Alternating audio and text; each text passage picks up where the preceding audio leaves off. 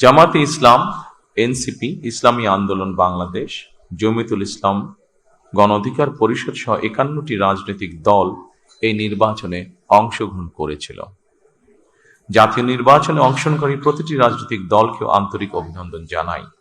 গণতান্ত্রিক রাষ্ট্র এবং রাজনীতিতে রাজনৈতিক দলগুলো মূলত গণতন্ত্রের বাতিঘর।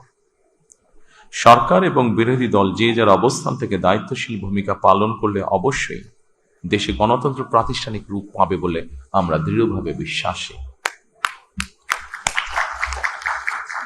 নির্বাচনে অংশগ্রহণকারী প্রতিটি গণতান্ত্রিক রাজনৈতিক দলগুলোর প্রতি আহ্বান জানাই, দেশ গঠনে আপনাদের চিন্তা ভাবনা আমাদের কাছে অত্যন্ত গুরুত্বপূর্ণ।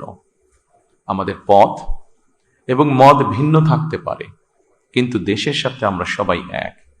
আমি বিশ্বাস করি জাতীয় ঐক্য আমাদের শক্তি, বিভাজন আমাদের দুর্বলতা।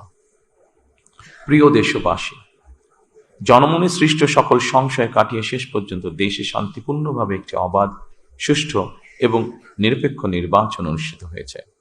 এজন্য অন্তর্বর্তীকালীন সরকার এবং নির্বাচন কমিশনকে বিশেষ ধন্যবাদ জানাই।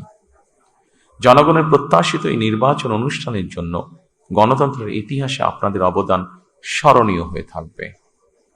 নিরপেক্ষ নির্বাচন অনুষ্ঠানের সঙ্গে সংশ্লিষ্ট বিচারিক কর্মকর্তা, জনপ্রশাসন, সশস্ত্র বাহিনী এবং আইন শৃঙ্খলা বাহিনীর সকল কর্মকর্তা, সদস্য এবং রিটার্নিং অফিসার, সহকারী রিটার্নিং অফিসার, প্রিজাইডিং অফিসার, সহকারী প্রিজাইডিং অফিসার এবং পোলিং অফিসার সহ সংশ্লিষ্ট ব্যক্তিবর্গ, আপনাদের আন্তরিকতা এবং দায়িত্বশীল ভূমিকা ছাড়া অবাধ এবং সুষ্ঠু নির্বাচন সম্ভব হতো না। আপনাদেরকে অসংখ্য ধন্যবাদ। এই নির্বাচনে দেশি এবং বিদেশি গণমাধ্যম এবং পর্যবেক্ষকদের ভূমিকাও ছিল অত্যন্ত গুরুত্বপূর্ণ। আপনাদের প্রতিও রইল অকৃত্রিম শুভেচ্ছা।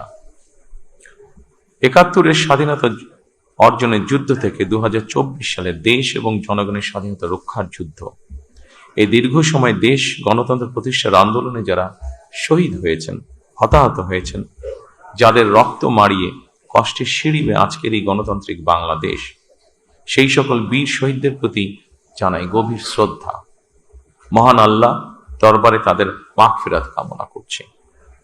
যারা মানুষের গণ অধিকার প্রতিষ্ঠার সংগ্রামে প্রাণ দিয়েছেন, হতাহত হয়েছেন, দেশের গণতান্ত্রিকামী জনগণ আপনাদের ভূমিকাকে গভীর শ্রদ্ধার সঙ্গে স্মরণ করবে ইনশাআল্লাহ।